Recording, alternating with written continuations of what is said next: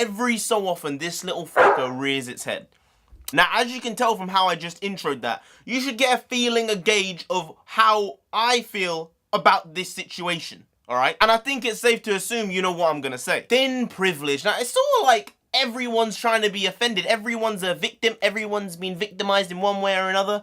Like, guys, grow the fuck up. Essentially being a victim in a non-serious way, like microaggressions, it's sort of like the hip thing. People are like, oh, you've been microaggressed 4 times today. That's not good, but I was microaggressed 6. Someone looked at me for 4 seconds and I was like, that's a bit too much. That was too intense for me. I think that counts as offensive nowadays. I don't know. But this stuff has been building for many years now. This last, called Ashita Nagesh, I hope I pronounced your name right. I really do. I think I did, but you never know. You might say it differently to how I just said it. Has just written an article on BBC talking about the benefits of thin privilege and the problems people have with fat people, basically. Now, just to preface this, because I need to say this, you don't have to have a six-pack to be fit. You don't have to have a flat stomach to be fit. You just don't have to be a whale. I'm not gonna beat around the bush here, alright? There are some people, like, I love this guy called John Schnepp. He was my guy. I looked up to him a lot.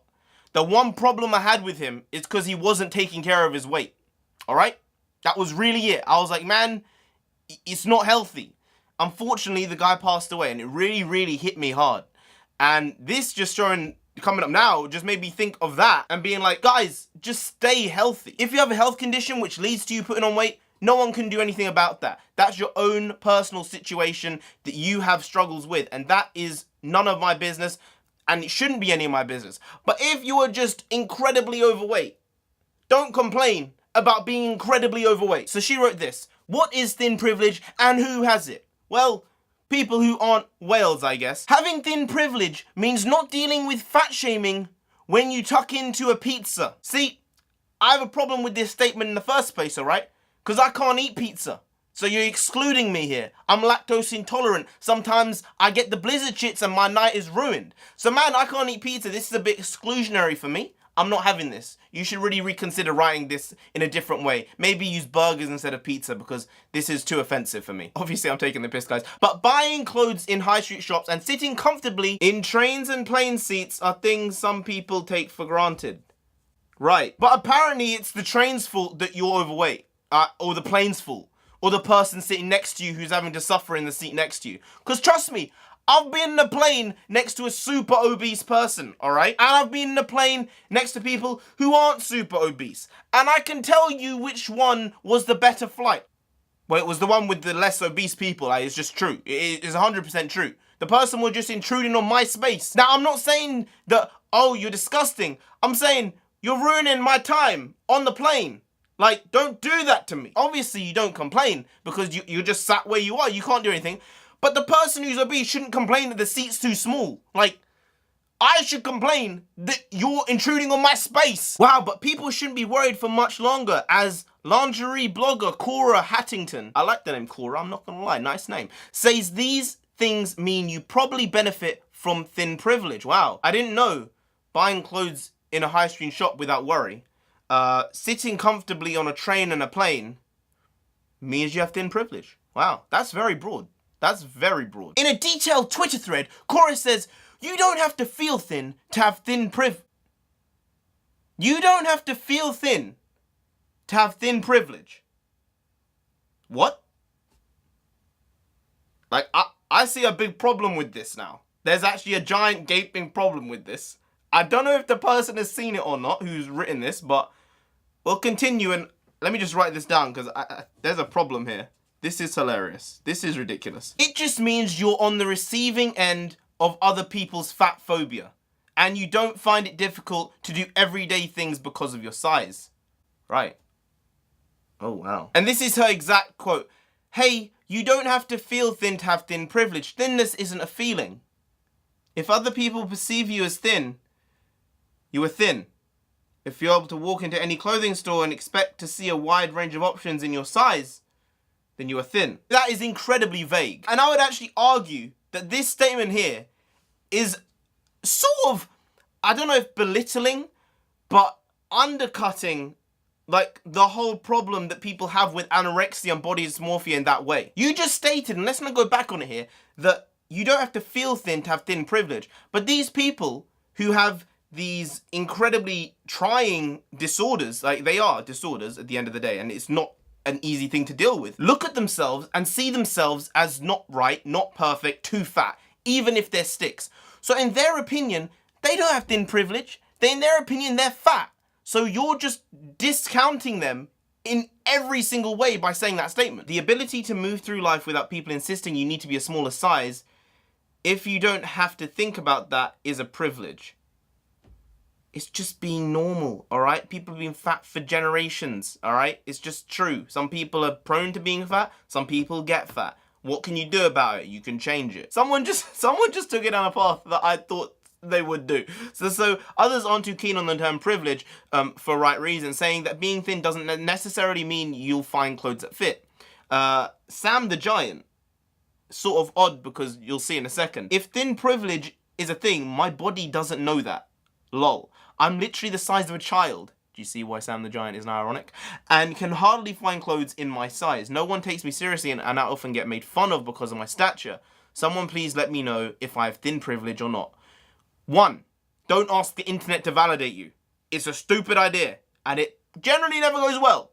2, I don't really give a fuck. If you're good with being fat, fine, but don't complain about the consequences of being fat. It's like free speech. You can say what you want, but if you've said something really, really abhorrent, then you have to face consequences for your free speech in some way, if it's really, really bad.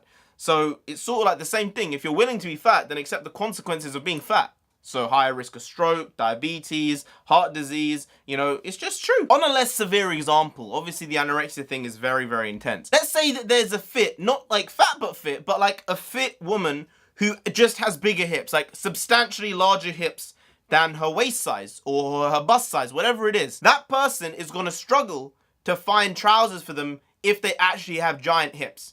It's not to do with them being fat. It's not to do with them being thin. Where do they stand?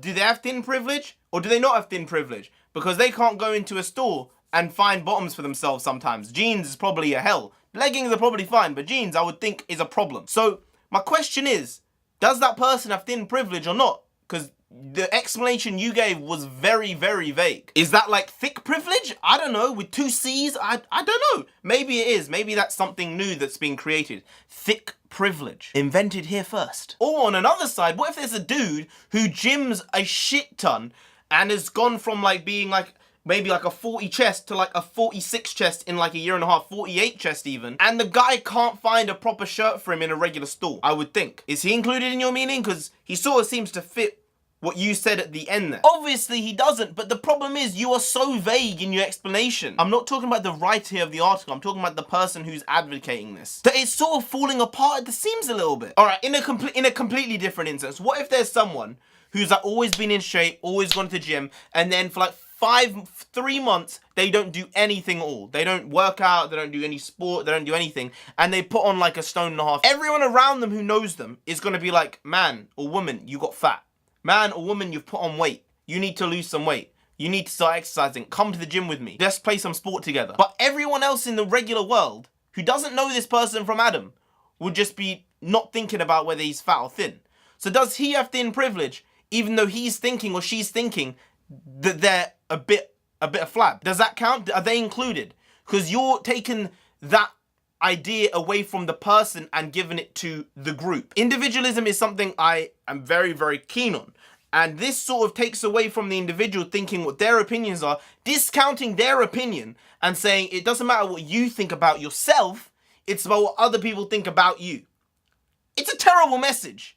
It's an awful message. It's so stupid. This all stemmed off because of a new Netflix show with Debbie Ryan. Now, I love Debbie Ryan. I loved her in Sweet Life, Zack and Cody, Sweet Life on Deck, and I think she's pretty funny, and she's hot. I'm not gonna lie. She's hot. With people being offended at that show for the premise. Now, I'm not aware fully of what the premise is. It's sort of like a girl who's overweight gets into a problem and then she loses a ton of weight and then she comes back to school and everyone's like, oh shit, she's so hot.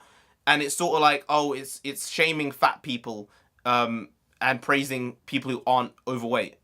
I don't know, really. I might watch the show, I might not. But just because of the complaints it's got, I might watch the first episode, yeah. People, just stop being so offended, all right? It's too much. Now, people will say, you're being offended by these people being offended. No, I'm setting the record straight.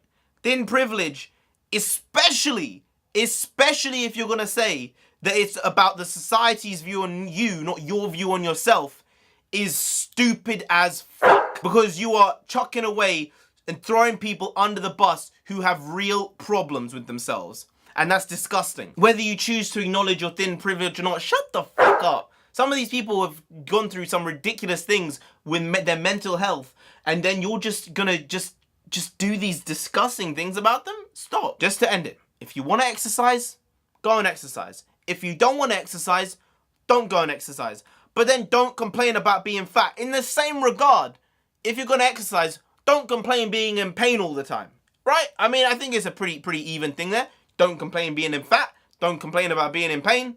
There you go, simple, done and dusted. And in this article, the word fat phobia was used a couple of times, I think. I don't know what's happened to the word phobia, but I think it's lost its meaning over the last couple of years. It's ridiculous. No one has an irrational fear of fat people. I mean, if you do, fine, chill, you do you, buddy, but most people are not fearful of fat people.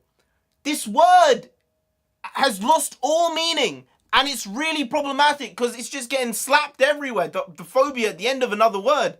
It's like, no one has this fear. I don't look at a fat person like I need to run away. No! No! Ugh, our language is just slowly being eroded away. It's a really sad thing to see. But anyway, guys, if you did enjoy this video, please do like, share, comment, and subscribe to the channel down there. If you didn't, then the PC police are gonna come after you. Who knows? They might come after me. I know, I feel like a fully fledged YouTuber at this point because I have had death threats over the last year, which really makes you feel part of the community, the YouTube community, the entity that is the YouTube. And you don't want that. You really don't. So just subscribe anyway to avoid that. I've been Rich Comic. You have been great, and I'll see you next time. Skadoosh.